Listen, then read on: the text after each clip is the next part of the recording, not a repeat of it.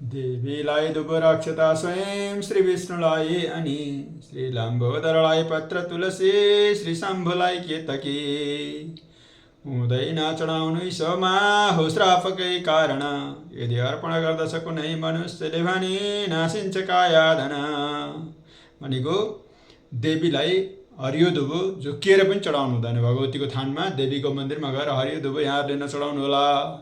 देवीलाई दुबर अक्षता स्वयं अक्षताले श्री विष्णु भगवानको पूजा गर्नु हुँदैन। विष्णु भगवानको मन्दिरमा गएर अक्षताले झुकिएर पनि पूजा गर्नु हुँदैन। अक्षता स्वयं श्री विष्णुलाई अनि श्री लम्बोदरलाई पत्र तुलसी भनेको गणेश भगवानको मन्दिरमा गएर तुलसी पत्रले पूजा गर्नु हुँदैन। तुलसी पत्र चढाउनु हुँदैन गणेश भगवानलाई। पत्र तुलसी श्री शम्भुलाई केतकी, भगवान शिवलाई चाहिँ केतकी, केतकीको फुल भनेको पूर्वतिर हात्तीबार पनि भन्दा रहेछन्। हात्तीबार भनेको त्यो एकदम काँडै काँडा भएको ठुलो पत्ता जस्तो देखिन्छ हुन्छ, त्यो फुल हुन्छ एउटा। त्यसको बोटको फुल फुल्ने सेतो फुल हुन्छ माथि टुप्पामा, त्यो फुल चाहिँ यतातिर चाहिँ केतकी भन्छन्। केतकीको फुल पनि भगवान शिवलाई चढाउनु हुँदैन। यी सबमा हो श्रापकै कारण, यी सबै चिजहरूमा चाहिँ के भएर चढाउनु हुँदैन त भन्दा एकले अर्कोलाई श्राप गरेको हुनाले चढाउनु हुँदैन।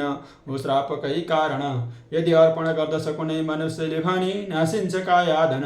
यदि अर्पण गर्छौँ हामीले झुकिएर पनि अर्पण गरिन्छ भने त्यसले काया भनेको मानिसको शरीरको पनि मृत्यु हुनसक्छ र धन सम्पत्ति पनि नष्ट हुन्छ भनेर देवी भागवतमा प्रष्ट रूपमा लेखिएको छ।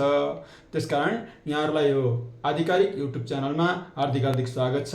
यदि यो भिडियो मन परेमा सबैले सेयर गरिदिनु होला, लाइक गरिदिनु होला र सब्सक्राइब पनि गरिदिनु न अनुरोध गर्दछु।